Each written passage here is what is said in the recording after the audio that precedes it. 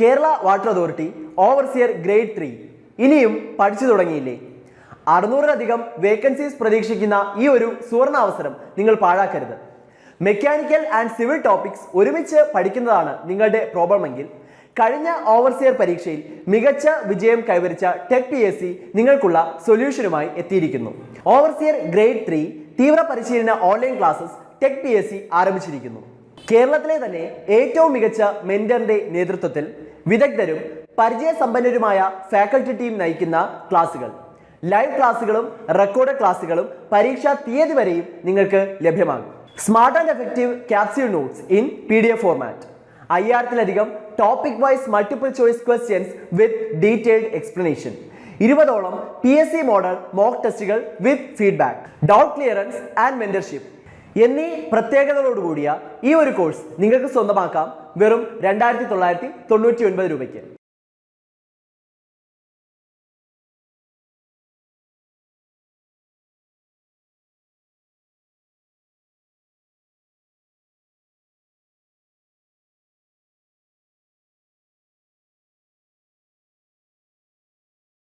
Hello friends, surveying എന്ന സബ്ജക്റ്റിലെ ranging അതേപോലെ field work in surveying എന്ന സബ് ടോപ്പിക്സിലെ കുറച്ച് ക്വസ്റ്റ്യൻസ് ആണ് നമ്മൾ ഈ ഒരു വീഡിയോയിൽ ഡിസ്കസ് ചെയ്യുന്നത്.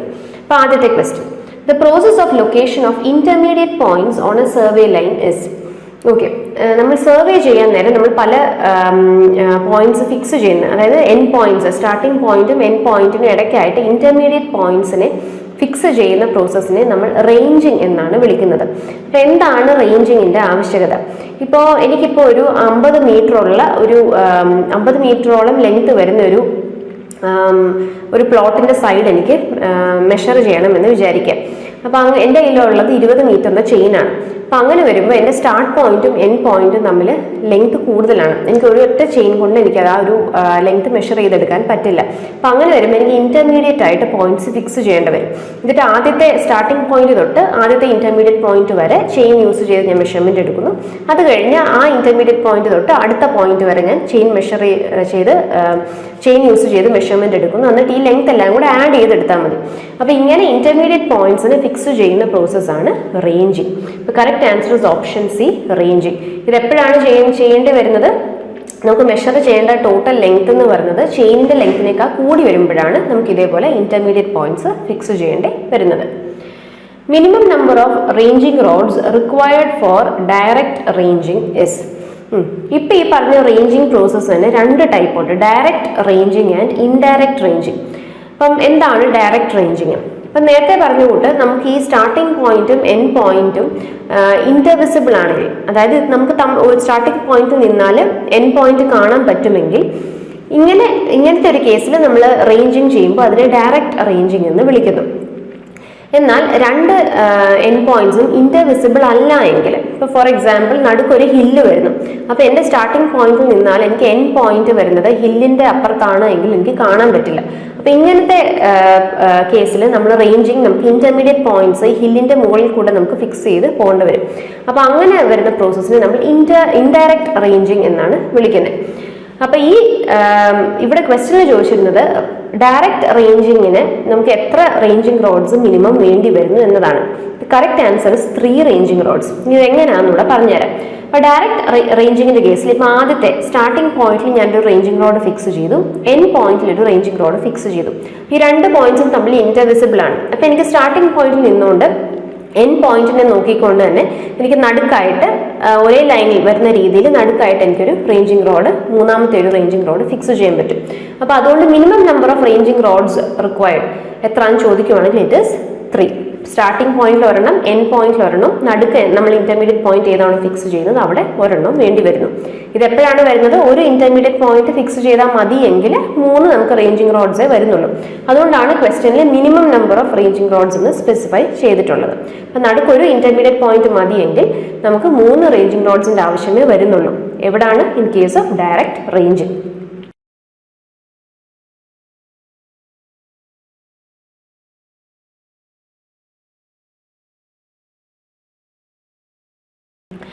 അടുത്ത question, minimum number of ranging rods required for indirect ranging. Okay, പിന്നെ ഇൻഡയറക്റ്റ് റേഞ്ചിങ് ആണെങ്കിൽ എത്ര minimum number of ranging rods വേണ്ടി വരുന്നു?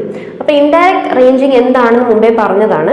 നമുക്ക് രണ്ട് പോയിന്റ്സ് എൻ പോയിന്റ്സ് തമ്മിൽ ഇന്റർവിസിബിൾ അല്ല എങ്കിൽ, അപ്പോൾ ഒരു ഏറ്റവും സിമ്പിൾ ആയിട്ടുള്ള ഒരു എക്സാമ്പിളാണ്, നടുക്ക് ഒരു ഹില്ല് വരുന്നു അല്ലെങ്കിൽ ഒരു ഹൈ ഗ്രൗണ്ട് വരുന്നുണ്ട് എന്ന് വിചാരിക്കുക. അപ്പോൾ ഈ ഒരു ഫിഗറിൽ എൻ്റെ സ്റ്റാർട്ടിംഗ് പോയിന്റ് എ ആണ്, എൻ പോയിന്റ് ബി ആണ്. ഇത് രണ്ടും തമ്മിലുള്ള ഡിസ്റ്റൻസ് ആണ് എനിക്ക് മെഷർ ചെയ്യേണ്ടത്. അപ്പോൾ എയിൽ നിന്ന് നോക്കിയാൽ എനിക്ക് ബി വിസിബിൾ ആയിരിക്കില്ല, കാരണം I have A hill in between. Hill അല്ലെങ്കിൽ ഒരു ഹൈ ഗ്രൗണ്ട് നടുക്കുണ്ടെന്ന് വിചാരിക്കാം.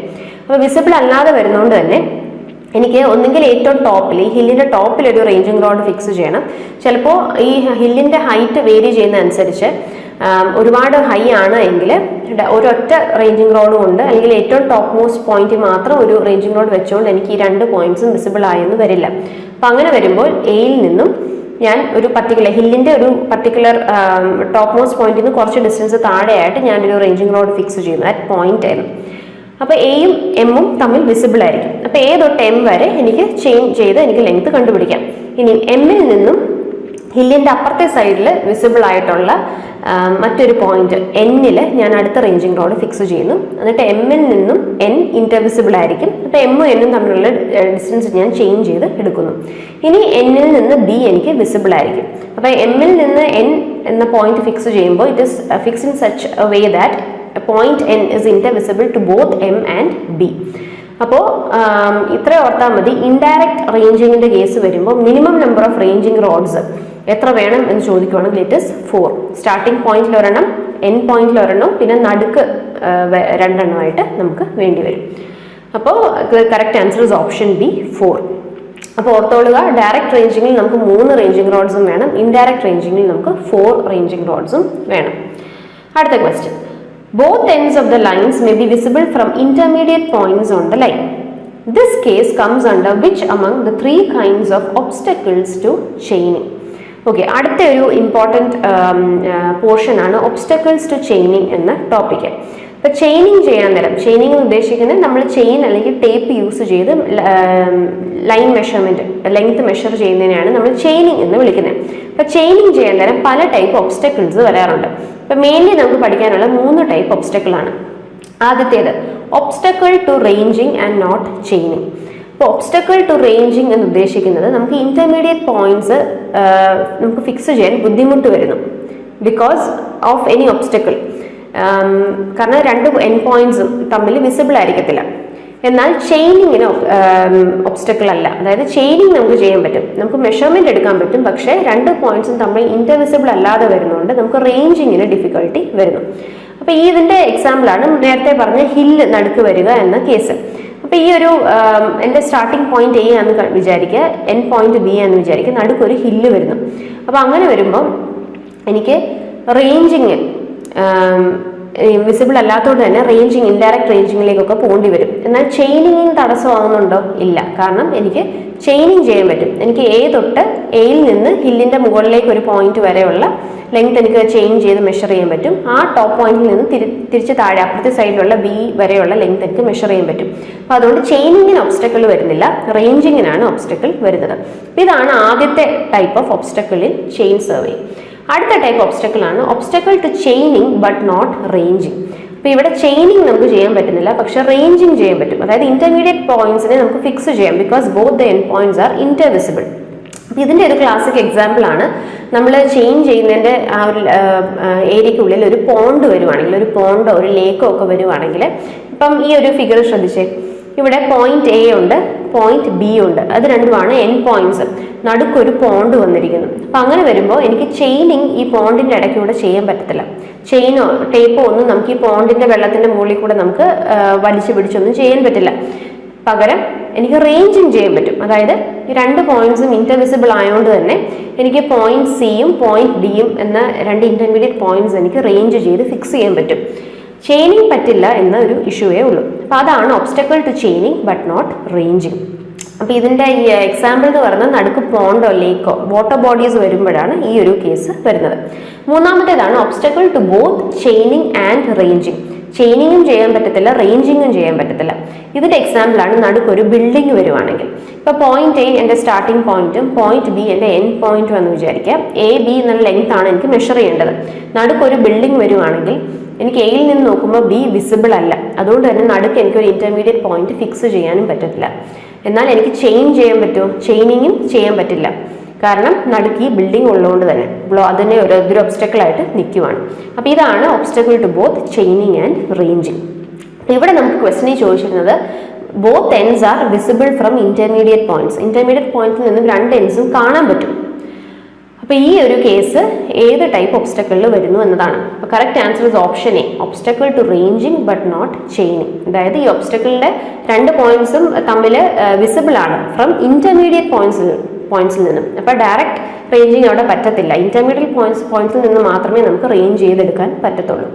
എന്നാൽ ചെയിൻ ചെയ്യാൻ പറ്റും. അപ്പോൾ correct answer is option A, obstacle to ranging but not chaining. അടുത്ത question, when it is possible to chain around the obstacle, that is a pond, hedge, etc., this case comes under which among the three kinds of obstacle to chaining?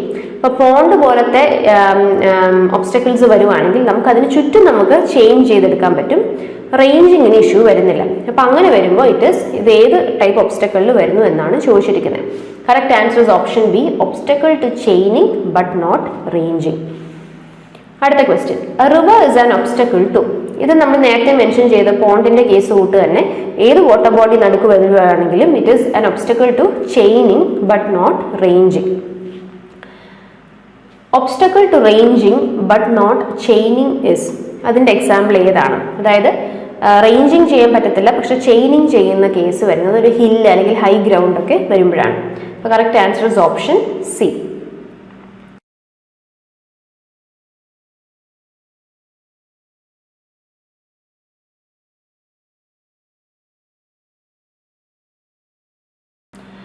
During chaining in a straight line, leader of the survey has 3 arrows, follower has 5 arrows. Distance of the follower from the starting point is. Okay, ഈ ക്വസ്റ്റ്യനിൽ എന്താ ഉദ്ദേശിച്ചിരിക്കുന്നതെന്ന് വെച്ചാൽ നമ്മൾ chaining ചെയ്യാൻ നേരം മുന്നിൽ പോകുന്ന ആളെയാണ് നമ്മൾ ലീഡർ എന്ന് വിളിക്കുന്നത്. അതായത് ഒരു ചെയിൻ, ഇപ്പോൾ എക്സാമ്പിൾ ഒരു 20 മീറ്റർ ചെയിൻ യൂസ് ചെയ്താണ് നമ്മൾ ചെയിനിങ് ചെയ്യുന്നത്. അപ്പോൾ ലെങ്ത് ഇപ്പം സ്റ്റാർട്ടിംഗ് പോയിന്റിൽ നിന്നും ഒരു ആൾ മെഷർമെന്റ് എടുക്കുന്ന 2 ആൾക്കാർ വേണം. അപ്പോൾ അതിൽ ഒരാൾ ചെയിൻ വലിച്ചുകൊണ്ട് സ്റ്റാർട്ടിംഗ് പോയിന്റിൽ നിന്നും മുന്നോട്ട് നടക്കുവാണ്. അപ്പോൾ ആ ചെയിനിന്റെ ലെങ്ത് 20 മീറ്റർ ആണെന്ന് വിചാരിക്കാം.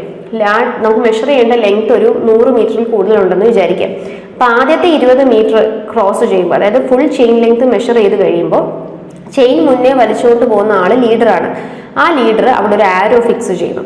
അപ്പോൾ ഒരു സെറ്റിൽ യൂഷ്വലി 10 ആരോസ് ആണ് ഉള്ളത്. അപ്പോൾ ലീഡറിന്റെ കയ്യിലായിരിക്കും ഈ 10 ആരോസും ഉള്ളത്. അപ്പോൾ ആദ്യത്തെ 20 മീറ്റർ, അതായത് ഫുൾ ചെയിൻ ലെങ്ത് മെഷർ ചെയ്ത് കഴിയുമ്പോൾ ലീഡർ ആ പോയിന്റിൽ, ആ 20 മീറ്റർ മെഷർ ചെയ്ത് ആ ഒരു പോയിന്റിൽ ഒരു ആരോ ഗ്രൗണ്ടിൽ ഫിക്സ് ചെയ്യുന്നു. പിന്നീട് പുള്ളി മുന്നേക്ക് ഈ ചെയിനും വലിച്ചുകൊണ്ട് പോകും. അപ്പം അടുത്ത 20 മീറ്റർ മെഷർ ചെയ്ത് കഴിയുമ്പോൾ വീണ്ടും രണ്ടാമത്തെ ആരോ ഫിക്സ് ചെയ്യുന്നു. അപ്പം ലീഡർ ഓരോ ചെയിൻ ലെങ്ത്തിന്റെ മെഷർമെന്റും തീരുമ്പോഴേക്കും അവിടെ ആരോ ഫിക്സ് ചെയ്ത് പോകുന്നു. ഇനി പുറകിലെ ചെയിന് വലിച്ചു പിടിക്കുന്ന ആള്, ആ ആളെ നമ്മൾ ഫോളോവർ എന്നാണ് വിളിക്കുന്നത്. ഈ ഫോളോവർ ആദ്യത്തെ ആരോ, ഈ മെഷർമെന്റ് മുന്നോട്ട് പോകും തോറും ആദ്യത്തെ ആരോയിലേക്ക് എത്തുമ്പോൾ, അതായത് ആദ്യത്തെ 20 മീറ്റർ കഴിയുമ്പോൾ ഗ്രൗണ്ടിൽ പ്ലേസ് ചെയ്തിരിക്കുന്ന ആരോ ഊരി കൈ പിടിക്കും. ഇപ്പം എന്തിനാ ഇങ്ങനെ ചെയ്യുന്നതെന്ന് വെച്ചാൽ, ഒന്ന്, ഈ ഫോളോവറിന്റെ കയ്യിൽ എത്ര ആരോസ് ഉണ്ടോ അത്രയും ടൈംസ് ഈ ചെയിൻ ലെങ്ത്തിന്റെ അത്രയും മെഷർമെന്റ് എടുത്തു, അല്ലെങ്കിൽ അത്രയും ഇപ്പം ഒരു 2 ആരോസ് കയ്യിലുണ്ടെങ്കിൽ 2 times 20 meters കവർ ചെയ്തു എന്നാണ് അതുകൊണ്ട് ഉദ്ദേശിക്കുന്നത്.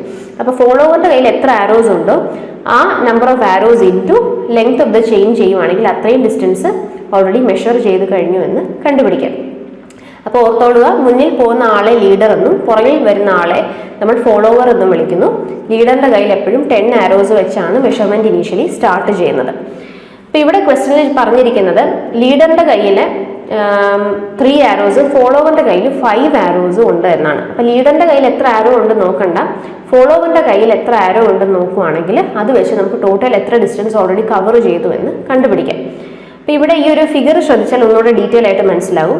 ഇതാണ് സ്റ്റാർട്ടിംഗ് പോയിന്റ്. ഇവിടെ നിന്ന് ആദ്യത്തെ ഇപ്പം chain length, full chain length 20 metre ആണെന്ന് വിചാരിക്കുക. 20 മീറ്റർ ഓൾറെഡി മെഷർ ചെയ്ത് കഴിയുമ്പോൾ ലീഡർ അവിടെ ഒരു ആരോ ഫിക്സ് ചെയ്തു. വീണ്ടും മുന്നോട്ട് നീങ്ങുന്നു, അടുത്ത 20 മീറ്റർ കവർ ചെയ്യുമ്പോൾ വീണ്ടും ഒരു ആരോ ഫിക്സ് ചെയ്യുന്നു.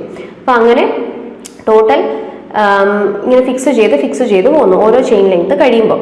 പുറകെ വരുന്ന ഫോളോവർ ആദ്യത്തെ ഇവിടെ എത്തുമ്പോഴേക്കും, അതായത് 20 മീറ്റർ ക്രോസ് ചെയ്ത് ലീഡർ അടുത്ത 20 മീറ്റർ രണ്ടാമത്തെ ആരോ ഫിക്സ് ചെയ്തു. ഫോളോവർ ഈ ഒരു പോയിന്റ് എത്തുമ്പോഴേക്കും ഈ ഗ്രൗണ്ടിൽ ഫിക്സ് ചെയ്ത ആരോ ഊരി കയ്യിൽ പിടിക്കുന്നു. അപ്പം അങ്ങനെ ഫോളോവറിന്റെ കയ്യിൽ 5 ആരോസ് ഉണ്ട് എന്നാണ് പറയുന്നത്. അപ്പം അങ്ങനെ വരുമ്പോൾ ടോട്ടൽ എത്ര ലെങ്ത് ഓൾറെഡി കവർ ചെയ്തു, അതായത് സ്റ്റാർട്ടിംഗ് പോയിന്റ് തൊട്ട് ഫോളോവർ വരെയുള്ള എത്ര ഡിസ്റ്റൻസ് ഉണ്ട് എന്നാണ് ക്വസ്റ്റ്യനിൽ ചോദിച്ചിരിക്കുന്നത്. അപ്പം നമുക്ക് കൗണ്ട് ചെയ്താലും അല്ലെങ്കിൽ മൾട്ടിപ്ലൈ ചെയ്താലും മതി. Number of arrows in with the follower in to chain length. അപ്പോൾ നമുക്ക് ടോട്ടൽ ലെങ്ത് കവേർഡ് കിട്ടും. അപ്പോൾ ഇവിടെ 5 ആരോസ് എന്നാണ് പറയുന്നത്. അപ്പോൾ total distance covered will be 5 chain length ആയിരിക്കും ഓൾറെഡി ഫോളോവർ കവർ ചെയ്തിട്ടുണ്ടാവുക. അടുത്ത question, the representative fraction of 10 centimetre is equal to 2 kilometre. Okay, surveying എന്ന ടോപ്പിക്കിൽ റിപ്പീറ്റഡ് ആയിട്ട് ക്വസ്റ്റ്യൻ വരുന്ന ഒരു ടേം ആണ് റെപ്രസെൻറ്റേറ്റീവ് ഫാക്ടർ എന്നുള്ളത്. റെപ്രസെൻറ്റേറ്റീവ് ഫാക്ടർ കൊണ്ട് ഉദ്ദേശിക്കുന്നത് നമ്മൾ ഗ്രൗണ്ട് ഡിസ്റ്റൻസും നമ്മൾ മാപ്പിൽ മാർക്ക് ചെയ്യുന്നു, അതിന് എത്ര ലെങ്ത് ആയിട്ട് നമ്മൾ അതിനെ മാർക്ക് ചെയ്യുന്നു, ആ ഒരു റേഷ്യോ ആണ് റെപ്രസെൻറ്റേറ്റീവ് ഫ്രാക്ഷൻ എന്ന് വിളിക്കുന്നത്. ഇപ്പോൾ ന്യൂമറേറ്ററിൽ വരുന്ന dimension of the object in the drawing, ഡിനോമിനേറ്ററിൽ വരുന്നത് actual dimension of the object. ഇപ്പോൾ ഗ്രൗണ്ടിൽ 2 കിലോമീറ്റേഴ്സിനെ ഞാൻ മാപ്പിലേക്ക് വരയ്ക്കുമ്പോൾ അതിനെ 1 സെൻറ്റിമീറ്റർ ആയിട്ട് മാർക്ക് ചെയ്യുവാണെങ്കിൽ 1 സെൻറ്റിമീറ്റർ ബൈ 2 കിലോമീറ്റർ എന്നതായിരിക്കും എൻ്റെ റെപ്രസെൻറ്റേറ്റീവ് ഫ്രാക്ഷൻ. അപ്പോൾ ഇതിനെ പിന്നീട് നമ്മൾ ന്യൂമറേറ്ററിലും ഡിനോമിനേറ്ററിലും ഒരേ യൂണിറ്റ് ആയിട്ട് കൺവേർട്ട് ചെയ്തിട്ട് ക്യാൻസൽ ഔട്ട് ചെയ്യുമ്പോൾ നമുക്ക് റെപ്രസെൻറ്റേറ്റീവ് ഫ്രാക്ഷൻ കിട്ടും. അപ്പോൾ ഇവിടെ പറഞ്ഞിരിക്കുന്ന 10 സെൻറ്റിമീറ്റേഴ്സ് ആണ് മാപ്പിലുള്ള ഡിസ്റ്റൻസും ഗ്രൗണ്ടിൽ അത് 2 കിലോമീറ്റേഴ്സും ആണ് എന്നതാണ്. അപ്പോൾ ഇതിനെ ഒരേ യൂണിറ്റ് ആയിട്ട്, അതായത് സെൻറ്റിമീറ്റർ ആയിട്ട് തന്നെ കൺവേർട്ട് ചെയ്ത് ക്യാൻസൽ ഔട്ട് ചെയ്യുമ്പോൾ നമുക്ക് 1/20,000 എന്ന് റെപ്രസെൻറ്റേറ്റീവ് ഫ്രാക്ഷൻ കിട്ടും. Correct answer is option A. Which of the following is the smallest scale? Okay, അപ്പോൾ സ്കെയിൽ എന്ന് ഉദ്ദേശിക്കുന്നത് ഇപ്പം നേരത്തെ പറഞ്ഞ കൂട്ട് നമ്മൾ മാപ്പിൽ യൂസ് ചെയ്ത ലെങ്ത് ഗ്രൗണ്ടിലുള്ള ഒറിജിനൽ ലെങ്ത്തും അതിൻ്റെ ഒരു റേഷ്യോനെ നമുക്ക് സ്കെയിലായിട്ട് കൺസിഡർ ചെയ്യും. അപ്പോൾ ഏതൊരു റേഷ്യോയും നമ്മൾ സ്കെയിൽ എന്ന് വിളിക്കുമ്പോൾ അത് 2 ടൈപ്പ് ഉണ്ടാകാം, large scale and small scale. ഇനി എന്താണ് ഈ ലാർജ് സ്കെയിലും സ്മോൾ സ്കെയിലും കൊണ്ട് ഉദ്ദേശിക്കുന്നത്? Large scale maps are typically use to show site plans, local areas, neighbourhood towns etcetera. അതായത് ചെറിയൊരു ഏരിയയെ നമ്മൾ ഡീറ്റെയിൽ ആയിട്ട് കാണിക്കുന്നതിനെയാണ് ലാർജ് സ്കെയിൽ മാപ്സ് എന്ന് വിളിക്കുന്നത്. അപ്പോൾ യൂഷ്വലി ഇങ്ങനത്തെ ലാർജ് സ്കെയിലുകൾ നമ്മൾ പറയുമ്പോൾ അവിടെ വരുന്ന ആ ഒരു റേഷ്യോ എന്ന് പറയുന്നത് ഒരു വലിയ വാല്യൂ ആയിരിക്കും. അതായത് 1/2 അല്ലെങ്കിൽ 1/100 അങ്ങനെ ഒരു വാല്യൂ ആയിരിക്കും. അതായത് വലുതായിട്ട് വലിയ റേഷ്യോ ഡിഫറൻസ് ഒന്നും വരുന്നില്ല ന്യൂമറേറ്ററും ഡിനോമിനേറ്ററും തമ്മിൽ.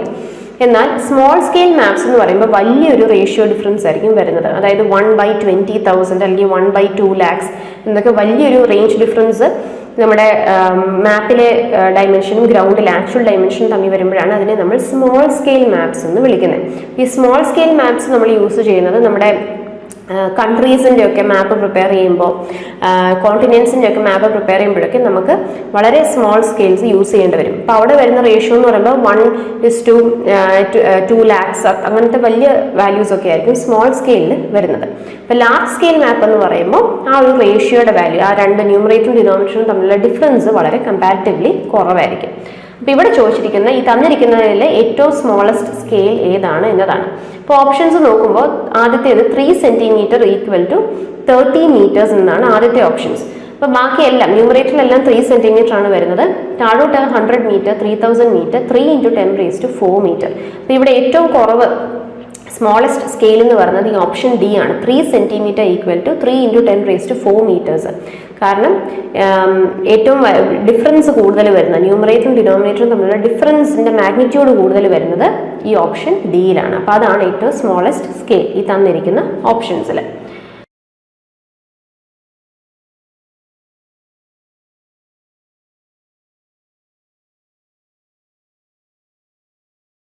അടുത്ത question, the biggest of the survey line is called first line, base line, tie line, main survey line. Okay, അപ്പോൾ ഫീൽഡ് മെഷർമെന്റ്സ് നമ്മൾ എടുക്കാൻ നേരം അതിൽ വരുന്ന കുറച്ച് ടേംസ് ആണ് ഇതൊക്കെ. അപ്പോൾ നമുക്ക് എന്താണെന്നുള്ളത് നോക്കാം. Main station it is located at the end or beginning of A survey line. അപ്പം നമ്മൾ ഈ ഒരു ഫിഗർ ശ്രദ്ധിച്ചാൽ നമുക്കിപ്പം ഈ ഒരു പർട്ടിക്കുലർ ഏരിയ അത്രയും സർവേ ചെയ്തെടുക്കണം. അപ്പോൾ എടുക്കാൻ നേരം നമ്മൾ യൂസ് ചെയ്യുന്ന മെയിൻ സർവേ ലൈൻസിന്റെ എൻഡ് പോയിന്റ്സിനെയാണ് നമ്മൾ മെയിൻ സ്റ്റേഷൻസ് എന്ന് വിളിക്കുന്നത്. അതായത് ഇപ്പോൾ ഇവിടെ കാണിച്ചിരിക്കുന്ന capital A, B, C, D, E, F ഇതെല്ലാം മെയിൻ സ്റ്റേഷൻസ് ആണ്. ഈ മെയിൻ സ്റ്റേഷൻസ് ആണ് നമ്മുടെ സർവേ ലൈൻസിന്റെ എൻഡ്സിൽ വരുന്നത്. അപ്പം ഇതാണ് ഏറ്റവും പ്രോമിനൻ്റ് ആയിട്ടുള്ള പോയിന്റ്സ്. നമ്മുടെ ഏറ്റവും പ്രോമിനൻ്റ് ആയിട്ടുള്ള സർവേ സ്റ്റേഷൻസും ഈ മെയിൻ സ്റ്റേഷൻസ് ആയിരിക്കും. ഇനി ഈ മെയിൻ സ്റ്റേഷൻസിന് തമ്മിൽ കണക്ട് ചെയ്യുന്ന ലൈൻസിനെയാണ് നമ്മൾ മെയിൻ ലൈൻസ് എന്ന് വിളിക്കുന്നത്. ലൈൻ AB, BC, CD ഇതെല്ലാം മെയിൻ സർവേ ലൈൻസ് ആണ്. ഇനി അടുത്ത ഒരു ടേമാണ് ബേസ് ലൈൻ. പിന്നെ നമ്മളിപ്പോൾ ഈ പറഞ്ഞ മെയിൻ ലൈൻസിലെ ഏറ്റവും ലോങ്സ്റ്റ് ലൈനെയാണ് നമ്മൾ ബേസ് ലൈൻ എന്ന് വിളിക്കുന്നത്. അപ്പം നമ്മളിവിടെ നോക്കുന്ന മെയിൻ ലൈൻസ് ഇപ്പോൾ AB, BC, CD, AD, DE ഇതിലെല്ലാം ഏറ്റവും ലോങ്സ്റ്റ് ആയിട്ട് വരുന്നത് ഈ ലൈൻ AD ആണ്. അപ്പോൾ ഈ ലോങ്സ്റ്റ് മെയിൻ ലൈനെയാണ് നമ്മൾ ബേസ് ലൈൻ എന്ന് വിളിക്കുന്നത്. സോ ഇവിടുത്തെ ബേസ് ലൈൻ, ഈ ഒരു പർട്ടിക്കുലർ ഫിഗറിലെ ബേസ് ലൈൻ ഇസ് AD. ഇനി സബ്സിഡറി ഓർ ടൈ സ്റ്റേഷൻസ്, ഇത് വളരെ ഇമ്പോർട്ടൻറ്റ് ഒരു പോയിന്റ് ആണ്. ക്വസ്റ്റ്യൻസ് റിപ്പീറ്റഡ് ചോദിക്കുന്നതാണ്. എന്താണ് ടൈ സ്റ്റേഷൻസ് അല്ലെങ്കിൽ സബ്സിഡറി സ്റ്റേഷൻസ് എന്ന് ഉദ്ദേശിക്കുന്നതാണ്. അപ്പോൾ ഈ മെയിൻ ലൈൻസിൽ നമ്മൾ എടുക്കുന്ന കമ്പാരിറ്റീവ്ലി അത്ര പ്രോമിനൻ്റ് അല്ലാത്ത പോയിന്റ്സിനെയാണ് നമ്മൾ subsidiary stations or tie stations എന്ന് വിളിക്കുന്നത്. അപ്പോൾ മെയിൻ സ്റ്റേഷൻസിൻ്റെ അത്ര ഇമ്പോർട്ടൻസ് വരത്തില്ല, ഈ മെയിൻ ലൈൻസിനുള്ളിലായിരിക്കും. അതായത് മെയിൻ സ്റ്റേഷൻസിനെ തമ്മിൽ കണക്ട് ചെയ്യുന്ന ലൈൻസിനുള്ളിൽ വരുന്ന സ്റ്റേഷൻസ് ആണ് ഈ subsidiary stations. These are stations on the main lines to run secondary lines for locating interior details. അപ്പോൾ ഈ ഒരു ഏരിയക്കുള്ളിലുള്ള ഇന്റീരിയർ ഡീറ്റെയിൽസിനെ അതിലേക്ക് സർവേ ചെയ്യാനായിട്ട് നമുക്ക് ഈ മെയിൻ ലൈൻസിൽ നമ്മൾ ഇന്റർമീഡിയറ്റ് ആയിട്ട് എടുക്കുന്ന പോയിന്റ്സ് ആണ് ഈ ടൈ സ്റ്റേഷൻസ്. ഈ ടൈ സ്റ്റേഷൻസിനെ തമ്മിൽ ജോയിൻ ചെയ്യുന്ന ലൈൻസ് ആണ് നമ്മുടെ ടൈ ലൈൻസ് എന്ന് വിളിക്കുന്നത്, or subsidiary lines. Lines joining the tie stations to locate interior details away from the main chain lines. അപ്പോൾ ഇവിടെ ഇപ്പോൾ ഈ ഒരു കേസിൽ നമ്മുടെ ഈ ഒരു T1, T2 എന്നുള്ള ഒരു ടൈ ലൈനാണ്. അതായത് മെയിൻ സ്റ്റേഷൻസിനെ തമ്മിൽ കണക്ട് ചെയ്യുന്ന മെയിൻ ലൈൻസിൽ എടുത്ത രണ്ട് പോയിന്റ്സ് ആണ് ഈ T1ഉം T2. അപ്പോൾ ഇതിനെ തമ്മിൽ ജോയിൻ ചെയ്യുന്ന ലൈൻസ് ആണ് ഈ ടൈ ലൈൻ. അപ്പോൾ ഇങ്ങനെ സബ്സിഡറി പോയിന്റ്സ് അല്ലെങ്കിൽ സബ്സിഡറി ലൈൻസ് നമ്മൾ എസ്റ്റാബ്ലിഷ് ചെയ്യുന്ന എന്തിനാണ്? ഇന്റീരിയർ ഡീറ്റെയിൽസ്, ആ പ്ലോട്ടിനുള്ളിലുള്ള ഇപ്പം ഒരു മരമുണ്ട് അല്ലെങ്കിൽ അതിലേക്കുള്ള ഡിസ്റ്റൻസ്, അങ്ങനെ ഇന്റീരിയർ ഡീറ്റെയിൽസിലേക്കുള്ള ഡിസ്റ്റൻസ് മെഷർ ചെയ്യാൻ വേണ്ടിയിട്ടാണ് നമ്മൾ ഈ മെയിൻ ലൈൻസിൽ നിന്ന് മാറി ഈ സബ്സിഡറി ലൈൻസ് നമ്മൾ എസ്റ്റാബ്ലിഷ് ചെയ്യുന്നത്. ഇനി അറിഞ്ഞിരിക്കേണ്ട മറ്റൊരു ഇമ്പോർട്ടൻറ്റ് ടേം ആണ് check line or proof line. നമ്മുടെ സർവേയിങ്ങിൻ്റെ ആക്യുറസി ചെക്ക് ചെയ്യാൻ വേണ്ടിയിട്ട് നമ്മൾ എസ്റ്റാബ്ലിഷ് ചെയ്യുന്ന ലൈൻസ് ആണ് ഈ check lines. These are drawn to check the accuracy of the survey. അപ്പോൾ ഇതതിൻ്റെ കീവേഡാണ്. സർവേയിങ്ങിൻ്റെ ആക്യുറസി ചെക്ക് ചെയ്യാനായിട്ട് യൂസ് ചെയ്യുന്ന ലൈൻസ് ഏതാണെന്ന് ചോദിക്കുവാണെങ്കിൽ check lines or proof lines ആണ്.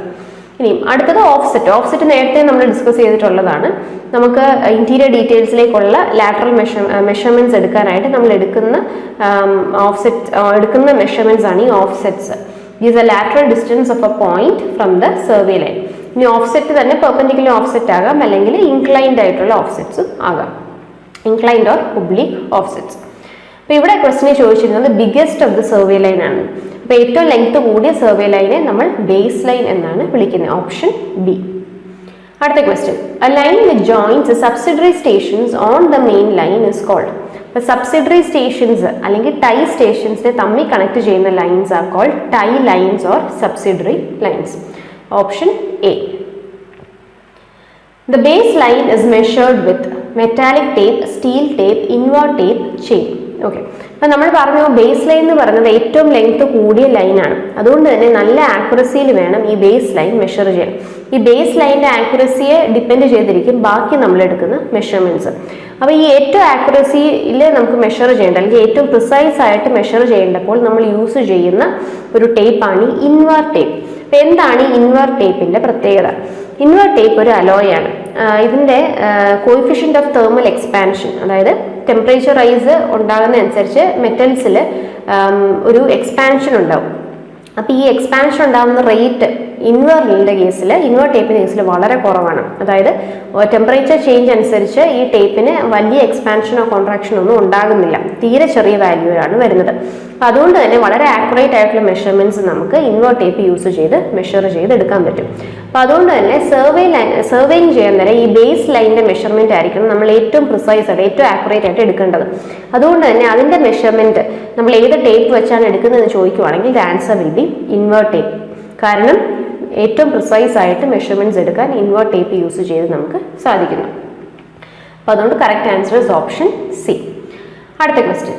A 30 meter long chain when tested should not show error exceeding plus or minus 2 mm per meter and plus or minus 5 mm overall length, plus or minus 3 mm per meter and plus or minus 8 mm overall length, plus or minus 2 mm per meter and plus or minus 8 mm overall length, plus or minus 5 mm per meter and plus or minus 2 mm overall length. Okay, ഇത് ക്ലാസ്സിൽ നമ്മൾ discuss ചെയ്തായിരുന്നു. ഓരോ ലെങ്ത്തിലുള്ള ചെയിൻ്റെ കേസിൽ നമ്മൾ ഓരോ permitted error നമ്മൾ discuss ചെയ്തിട്ടുള്ളതായിരുന്നു. അപ്പം നമ്മൾ 1 മീറ്റർ ആണ് മെഷർ ചെയ്യുന്നതെങ്കിൽ permitted plus or minus 2 mm എററാണ്. 5 metre measure ചെയ്യാൻ നേരം plus or minus 3 mm error വരാം. ഇനി 20 മീറ്റർ ചെയിൻ ആണെങ്കിൽ plus or minus 5 mm error permitted ആണ്. 30 മീറ്റർ ചെയിൻ ആണെങ്കിൽ plus or minus 8 mm error permitted ആണ്. അപ്പോൾ എന്തുകൊണ്ടാണ് ഈ എറർ വരുന്നതെന്ന് ചോദിക്കുവാണെങ്കിൽ ഈ ടെമ്പറേച്ചർ സ്ട്രെസ് കാരണമൊക്കെ നേരത്തെ പറഞ്ഞ കൂട്ട് കുറച്ച് എക്സ്പാൻഷനും കോൺട്രാക്ഷനും ഒക്കെ ഈ മെറ്റീരിയലിന് സംഭവിക്കാം. അത് കാരണമാണ് നമുക്ക് ഈ ചെറിയൊരു എറർ വരുന്നത്. അപ്പോൾ ഇത്രയും ലിമിറ്റിനുള്ളിൽ എറർ ആണ് കാണിക്കുന്നതെങ്കിൽ ഇറ്റ് ഇസ് പെർമിറ്റഡ്. അപ്പോൾ ഇവിടെ നമുക്ക് ക്വസ്റ്റ്യന് ചോദിച്ചിരുന്നത് 30 മീറ്റർ ലോങ് ചെയിൻ ആണ്. ഇപ്പോൾ 30 മീറ്റർ ലോങ് ചെയിന് ഓവറോൾ നമ്മൾ എക്സ്പാൻഷൻ പെർമിറ്റഡ് പറഞ്ഞിരുന്നത് 8 പ്ലസ് ഓ മൈനസ് 8 mm ആണ്. ഇനി ഇവിടെ ക്വസ്റ്റ്യനിൽ നമുക്ക് ഓപ്ഷൻസ് തന്നപ്പോൾ അതിൽ 1 മീറ്ററിന് എടുത്ത് പറഞ്ഞിട്ടുണ്ട്. ഇപ്പോൾ 1 മീറ്ററിൽ പെർ മീറ്റർ നമ്മൾ പെർമിറ്റഡ് ആയിട്ടുള്ള എറർ എന്ന് പറയുന്നത് plus or minus 2 mm overall 30 metre ലെങ്ത്തിൽ പ്ലസ് ഓ മൈനസ് 8 mm ആണ് നമുക്ക് എറർ പെർമിറ്റഡ് ആയിട്ട് ഉള്ളത്. അപ്പോൾ correct answer is option C. അപ്പോൾ ഇതോടുകൂടി നമ്മുടെ ഈ ഒരു വീഡിയോ നമ്മൾ വൈൻഡപ്പ് ചെയ്യുകയാണ്. മറ്റു ടോപ്പിക്സുമായിട്ട് മറ്റൊരു വീഡിയോയിൽ കാണാം. Thank you. Kerala water authority overseer grade 3 ഇനിയും പഠിച്ചു തുടങ്ങിയില്ലേ? 600-ലധികം വേക്കൻസീസ് പ്രതീക്ഷിക്കുന്ന ഈ ഒരു സുവർണാവസരം നിങ്ങൾ പാഴാക്കരുത്. മെക്കാനിക്കൽ ആൻഡ് സിവിൽ ടോപ്പിക്സ് ഒരുമിച്ച് പഠിക്കുന്നതാണ് നിങ്ങളുടെ പ്രോബ്ലമെങ്കിൽ കഴിഞ്ഞ ഓവർസിയർ പരീക്ഷയിൽ മികച്ച വിജയം കൈവരിച്ച ടെക് PSC നിങ്ങൾക്കുള്ള സൊല്യൂഷനുമായി എത്തിയിരിക്കുന്നു. ഓവർസിയർ ഗ്രേഡ് 3 തീവ്ര പരിശീലന ഓൺലൈൻ ക്ലാസ്സസ് ടെക് PSC ആരംഭിച്ചിരിക്കുന്നു. കേരളത്തിലെ തന്നെ ഏറ്റവും മികച്ച മെന്ററിന്റെ നേതൃത്വത്തിൽ വിദഗ്ധരും പരിചയസമ്പന്നരുമായ ഫാക്കൽറ്റി ടീം നയിക്കുന്ന ക്ലാസുകൾ, ലൈവ് ക്ലാസുകളും റെക്കോർഡ് ക്ലാസുകളും പരീക്ഷാ തീയതി വരെയും നിങ്ങൾക്ക് ലഭ്യമാകും. Smart and effective capsule notes in PDF format, 5000-ലധികം topic wise multiple choice questions with detailed explanation, 20ഓളം PSC മോഡൽ മോക്ക് ടെസ്റ്റുകൾ with feedback, doubt clearance and mentorship എന്നീ പ്രത്യേകതകളോടുകൂടിയ ഈ ഒരു കോഴ്സ് നിങ്ങൾക്ക് സ്വന്തമാക്കാം വെറും 2999 രൂപയ്ക്ക്. ഇപ്പോൾ തന്നെ ജോയിൻ ചെയ്യൂ. കൂടുതൽ വിവരങ്ങൾക്കും അഡ്മിഷൻ ലഭിക്കുന്നതിനും സ്ക്രീനിൽ കാണുന്ന നമ്പറിൽ നിങ്ങൾക്കും ഞങ്ങളെ ബന്ധപ്പെടാവുന്നതാണ്.